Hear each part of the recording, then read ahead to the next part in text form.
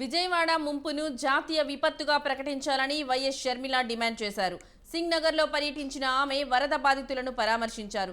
కేంద్ర రాష్ట్ర ప్రభుత్వాలు బాధితులను పూర్తి స్థాయిలో ఆదుకోవాలని కోరారు.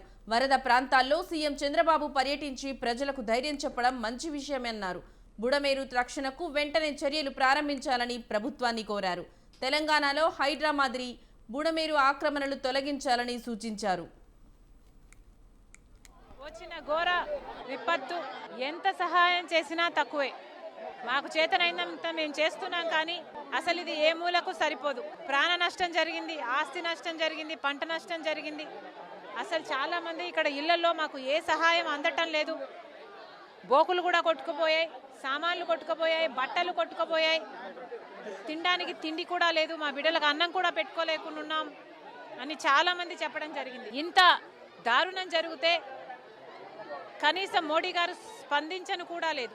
ఇది ఎక్కడి న్యాయమని అడుగుతున్నాం. 25 ఎంపీలు ఆంధ్ర రాష్ట్రం ఇస్తే కదా మీ గద్ద అక్కడ నిలబడింది. మరి అలాంటప్పుడు ఇది జాతీయ విపత్తుగా ప్రకటన చేసి ఎందుకు ఏదైనా సహాయం అందించటం లేదు? ప్రాణాలు పోయిన వారికి ఇన్ని లక్షలు, పంట పోయిన వారికి ఇన్ని లక్షలు, ఇలా కనీసం ఇంట్లో ఉన్న సామాన్లు పోయిన వారికి కనీసం 25,000, ఇలా ఎవరికి ఏ సహాయం చేయకపోతే వీళ్ళ బతుకులు మళ్ళీ నిలబడడం చాలా కష్టం. వెంటనే సహాయం ప్రకటించాలని కేంద్ర రాష్ట్ర ప్రభుత్వాలను డిమాండ్ చేస్తుంది కాంగ్రెస్.